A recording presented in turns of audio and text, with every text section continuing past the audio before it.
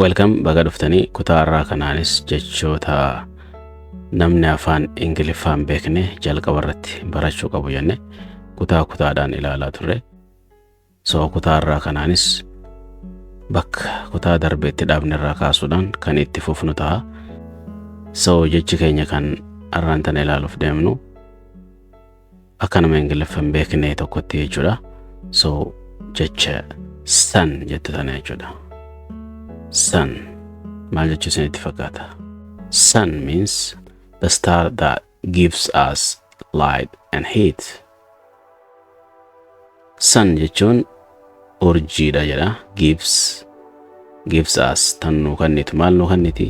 Light ifaa fi and akkasuma maal nu kenniti? Heat ho'ata nu kennitu. Gosa urjii keessaa maal jedhamti? Sun jedhamti. So kana jechuun aduu jechuudha walumaa galatti. Okay? Aduu jechuudha. So jecha aduu jedhu kana fakkeenya lama sadii irraa ijaarranne. Okay? Gara jecheetti aanu dabarra jechuudha. Fakkeenya jalqabaa akkana jedha. The sun is bright. The sun is bright. Maal jechuudha? Aduun ni ifti. Bright yeroo jedhan ifa akka suuraa kanarraa agartan kana jechuudha. Ifa haalaan ifu kana jechuudha. Bright jedhanii. So the sun is bright. Okay? Kan itti aanu the sun rises in the morning. Aduun ganama ni baati jedha. The sun aduun rises ni baati in the morning ganama jechuudha. Kun immoo the sun is hot today.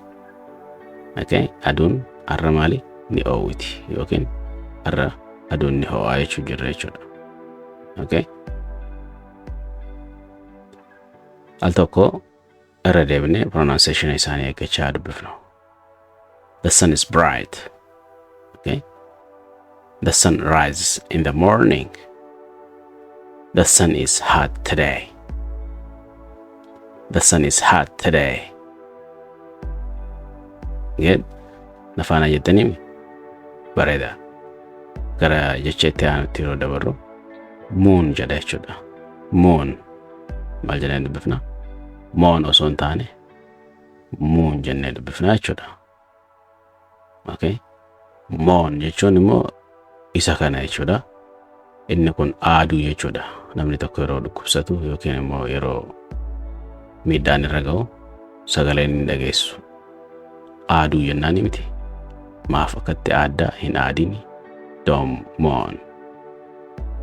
Why are you mourning? Okay? Maalif aadda? So inni sun isa kana kun immoo moon jedhama jechuudha. Maal jennee dubbifnenne? Moon. Moon is a round object seen in the night sky. Okay? Moon jechuun a round wanta geengoo. Okay? Objective geengoo ta'e tokko jechuudha. Seen kan mul'atu in the night sky. In the night halkan jechuudha. Sky. Samii halkanii keessaa inni mul'atu geengoon sun moon jedhameedha. Kana jechuun ji'a jennaan jechuu afaan Oromootiin. Ji'a. So fakkeenya keenya kan jalqaba maal jedha? The moon is full. The moon is full. Dafna jechuudhaaf. The moon is full. Okay? Jiini guutamtee. Okay? Yookiin jiini guutameera. I see the moon at night. I see the moon at night. Halkan ji'a nan arga. Inni taanu the moon is beautiful. The moon is beautiful. Jiini maali? In bareeda. Jiini bareedduudha. Okay? So waliin dubbisnu al tokko irra deebine. The moon is full. The moon is full. The moon at night. I see the moon at night. I see the moon at night. The moon is beautiful. The moon is beautiful. Afaan jettanii good. Gara gattee aanoo dabarru. Akkam jettanii dubbistanii isa kana. Star jedhami. Star is a small shining point in the night sky.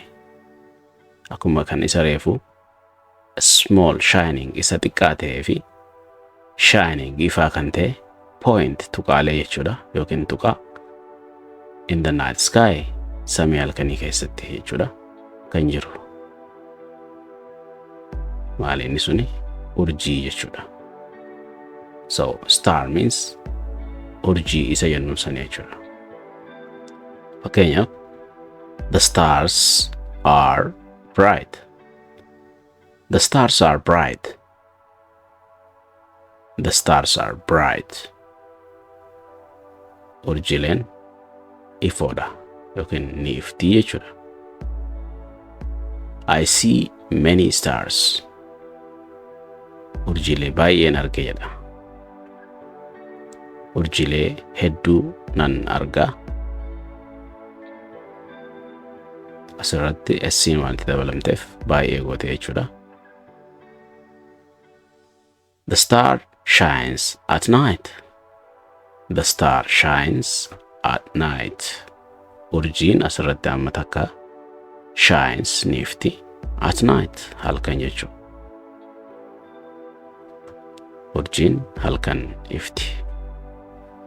So al takka pronunciation eeggannee adubbifnu isa kanasi.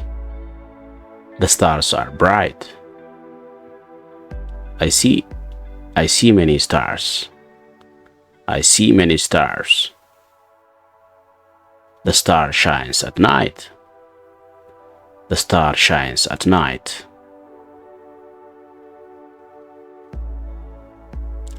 Jecha 84 jechuudha. Dhibban duraa cufuudhaaf jechuudha.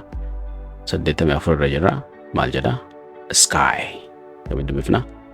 Sky. Lettering as keessa jirtu. Okay. S, K fi Y dha. Sky. Garuu akka seera saanditti Y'in maal taati? Vowel keessa qoodamte jechuudha. Akka dubbachiistuuti jechuudha. Sababa kanaaf jecha kana dubbiste jechuudha. Okay. Sky. Sky means the space above the earth. Sky yeroo jennu space yookiin immoo banaa mul'attu kana jechuudha. Guddoo tana jechuudha. Above tan gubbaa jirtu the earth. Dachii tana gubbaa ta jirtu tana jechuudha. So kan ol laallu agarru kun samii jedhama jechuudha. Okay. Waa'ee samiitiin yookiin immoo sky wal qabatee fakkeenya hedduu jechuu dandeenya. Kana keessaa kan jalqaba. The sky is blue.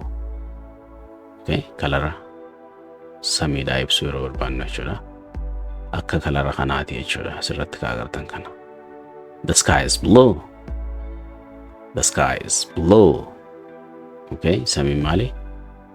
Kalara blue qabdi jechuudha yookiin immoo cuquliisa jennaan. Okay. The birds fly in the sky. Birds fly in the sky jedhame. Birds fly in the sky. Shimbirooleen samii keessa bararu jechuudha yookiin immoo balali'u. Birds fly in the sky. Inni kun immoo look at the sky. Look at the sky ka jennu. Look at the sky. Laali samii. Okay. Akkasii jechuudha. The sky is blue. Birds fly in the sky. Birds fly in the sky. Look at the sky. Wonderful. Let's move. Rain jennaan isa kana. Rain. Rain jettani. Rain means water that falls from clouds. Rain jechuun bishaan jechuudha. That falls kan kufu yookiin kan dhangala'u from what? From clouds. Duumessa keessa kani gadi jigu jechuudha yookiin gadi faca'u. Kan kufu jechuudha. Inni sun maali? Rooba jennaan jechuudha. Okay? The rain is heavy jedhama. Fakkeenya jalqabaa. The rain is heavy. Heavy. Maal jechuudha? Roobni cimaadha. Heavy gizee jennu isa cimaa jechuudha. Okay?